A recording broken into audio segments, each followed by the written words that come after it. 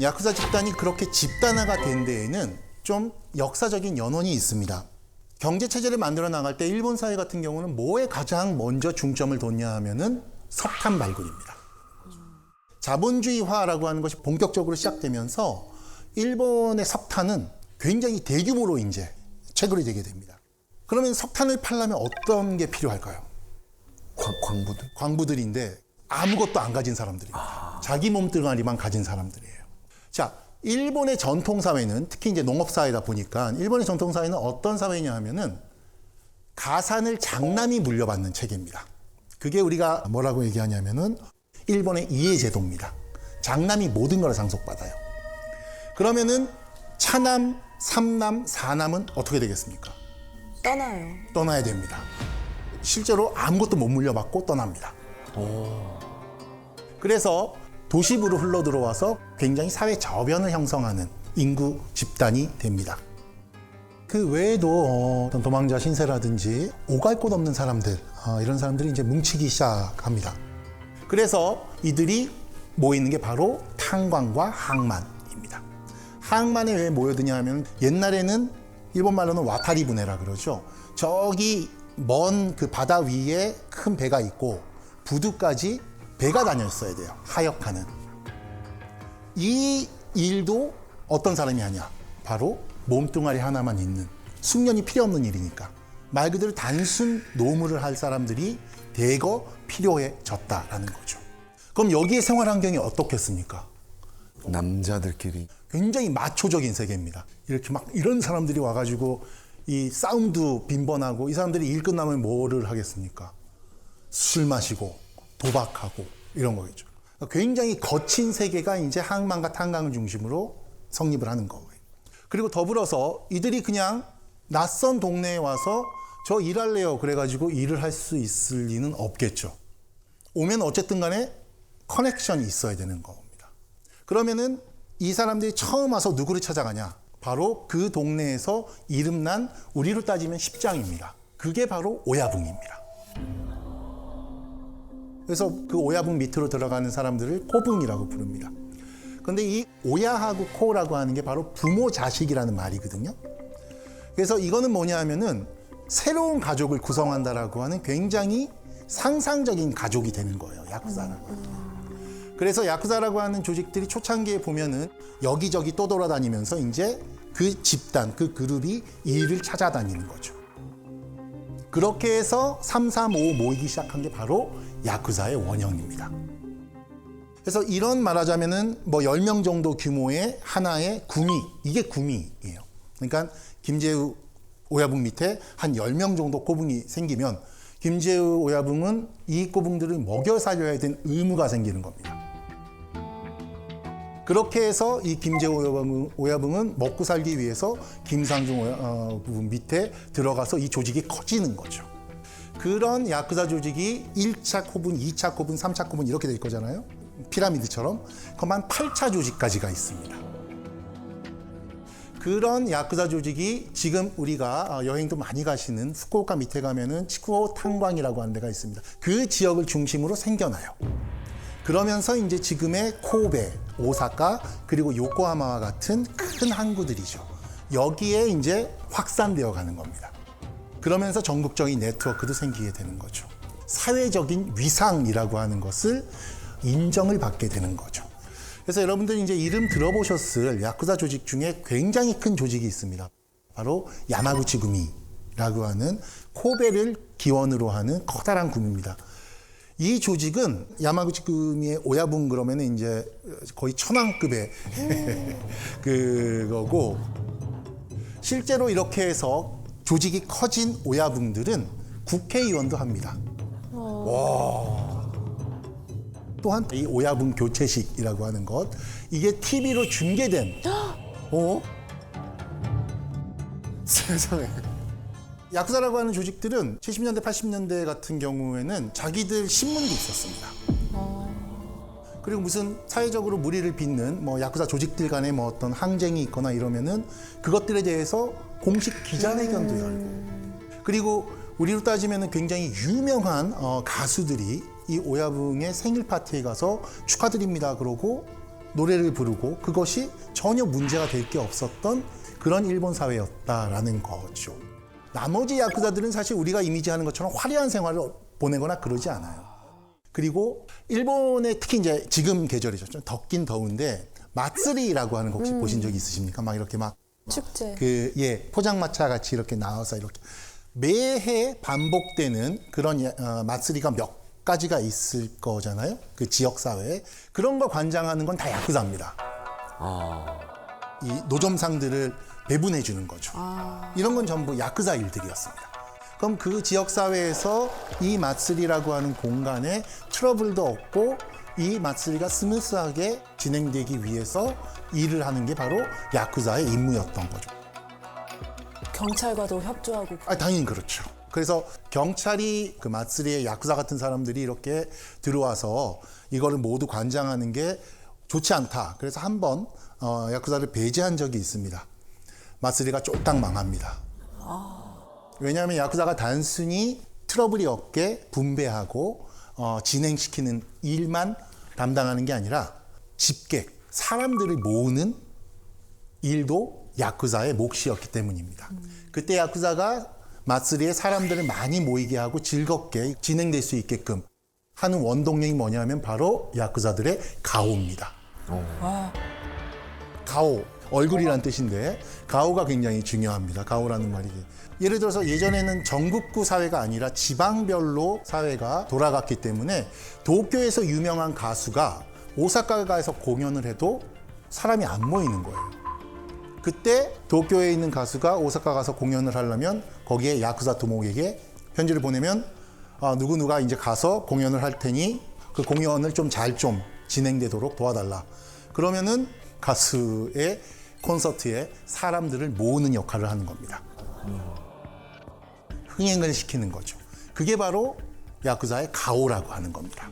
이거는 TV 시대가 열리기 전에는 야쿠자가 전부 흥행을 관장했었습니다. 왜 그러냐 하면은 지역의 가오가 흥행을 보장했기 때문인 거죠. 신뢰의 원천이 됐었던 거죠. 그래서 예능 이런 것들을 관장하면서 그 세계 안에서 이제 사는 거죠. 그럼 이 사람들은 뭘 하냐 하면은 기본적으로 야마구치금이라고 하는 배지를 달아야지 지역에서도 가오가 쓰는 거거든요. 그래야지 자기 생계를 유지할 수 있는 거죠. 가오가 유지가 되니까. 그냥 듣보잡 구미에서는 가오가 안 쓰는 거죠.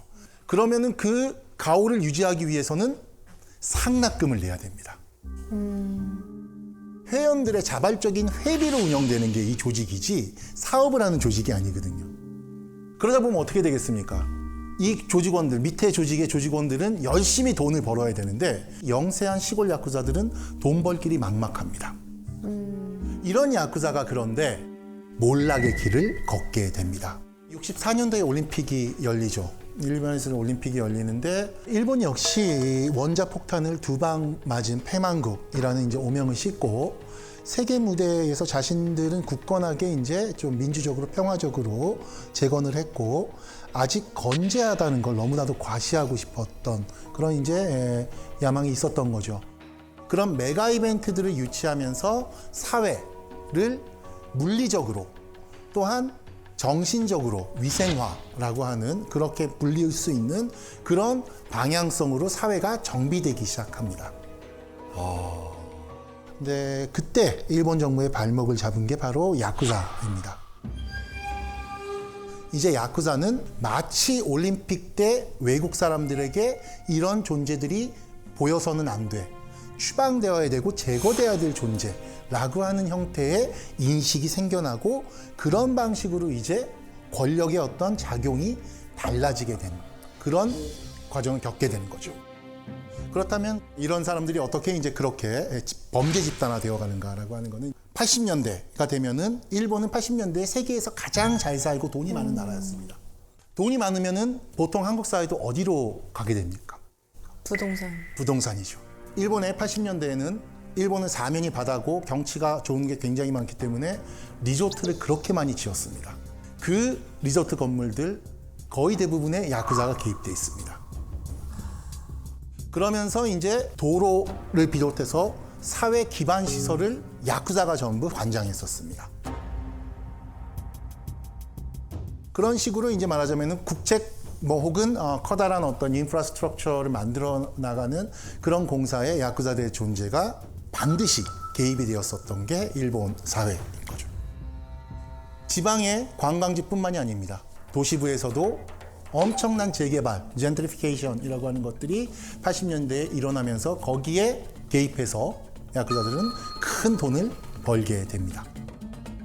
그러면 이때 당시에는 일본 정부도 야쿠자를 어떻게 보면 좀 공식적 비공식적 인정을 해준 단체였네요. 맞습니다. 자, 그럼 일본 정부는 왜 야쿠자와 긴밀한 관계를 가졌던 걸까요?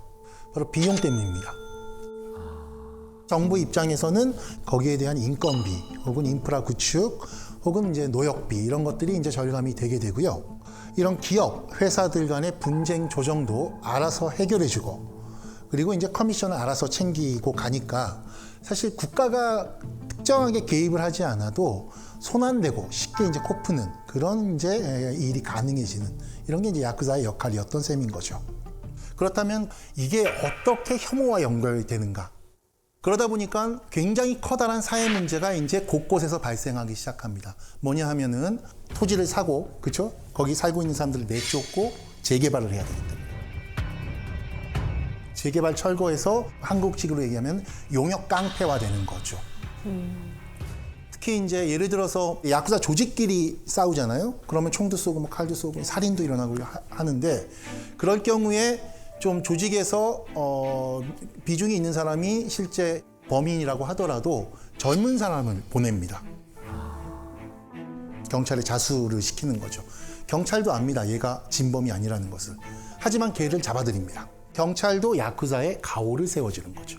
그렇게 해서 불문에 붙이는 거죠. 그래서 사실 문제가 되는 게 법보다 오야붕이라는 인식이 이렇게 좀 사람들 사이에서 이제 정착하게 되는 거죠. 그렇게 함으로써 야쿠자가 80년대에 굉장히 이제 좀 사회적인 물의를 일으키게 되죠.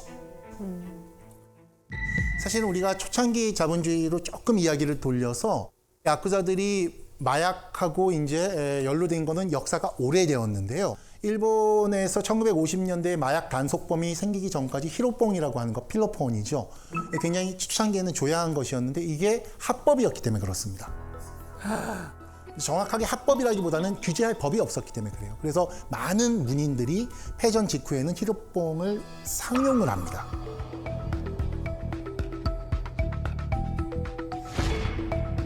그러다 보니까 당연히 어떻게 되겠어요? 그 합법적인 루트가 아닌 외국하고 거래하면서 대규모 마약을 들여와서 70년대 말 80년대에 불법으로 판다거나 그러니까 큰 돈을 벌게 됩니다. 또한 야쿠자들은 그렇게 80년대에 돈이 많이 돌고 소비사회가 성장함에 따라서 사람들이 돈이 필요하게 되겠죠. 사채업에 야쿠자가 개입하면서 우리가 혹시 들어보셨을지도 모를 야미킹이라고 하는 집단을 조직화하게 됩니다.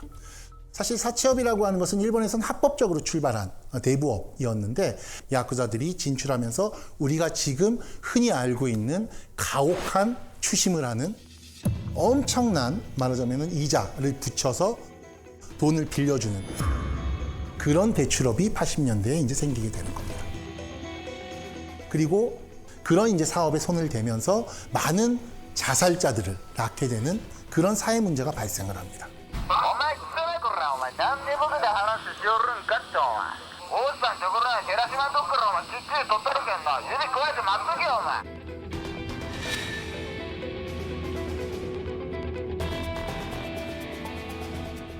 아, 최악인데. 그리고 이 경륜, 경마, 공공적인 어떤 도박 사업을 하는데 여기에서 부정 경기 이런 것들에 이제 개입을 하게 되는 겁니다.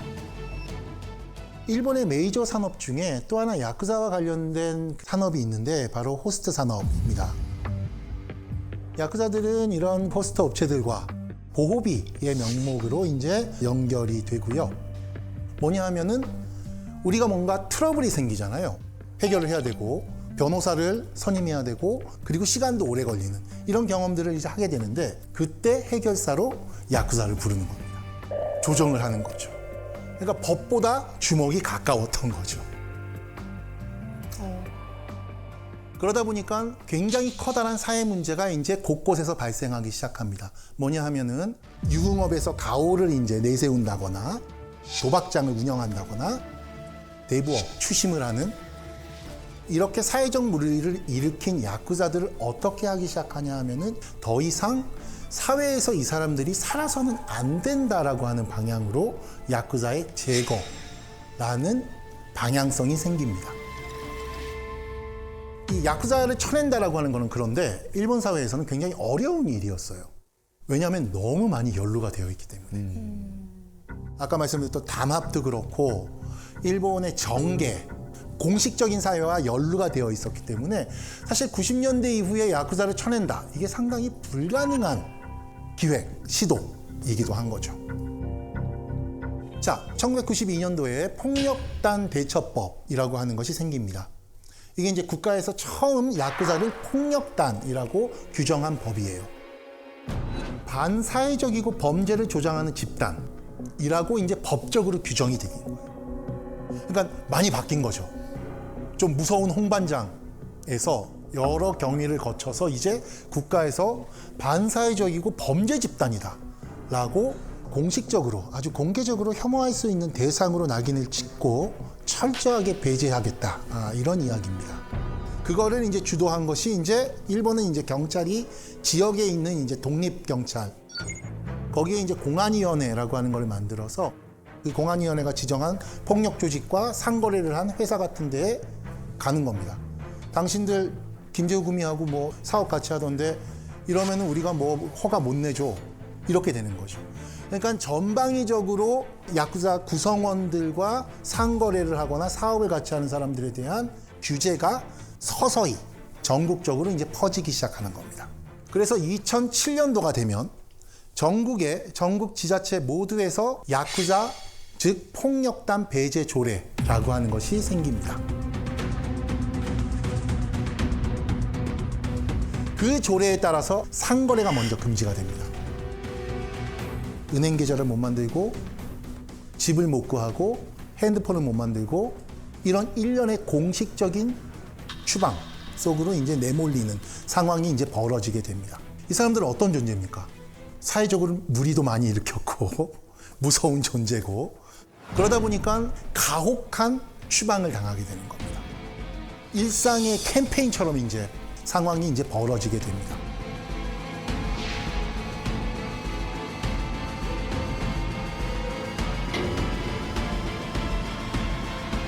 어떻게 보면은 일본 사회 전체를 야쿠자라고 우리가 생각하면 추방을 당하고 손가락을 잘라라 뭐 이런 식의 처우를 지금 야쿠자한테 하고 있다라는 거죠. 아니 그러면은 이렇게 한때는 일본 정부와 마치 공조하는 듯한 그런 모습을 보이다가 갑자기 정부에서 억압하고 할 수 있는 그런 계기가 뭔가요? 이건 이제 90년대 이후에 국제 정세의 변화라고 하는 것과 밀접한 관계가 있습니다. 일본이 이제 그 91년도에 우리가 뉴스에서 많이 보셨죠. 일본의 버블 경제가 터지고 자산 가치가 확 내려가고 경제적으로 이제 어려워지고 불황기를 겪게 되는 시기가 이제 오게 되는 거죠. 버블 경제 시기에는 사실은 나눠 먹을 게 많았던 겁니다. 그리고 야쿠자가 개입하는 것이 불법, 합법 이런 걸 떠나서 하나의 시스템으로 자리 잡고 있었던 거죠.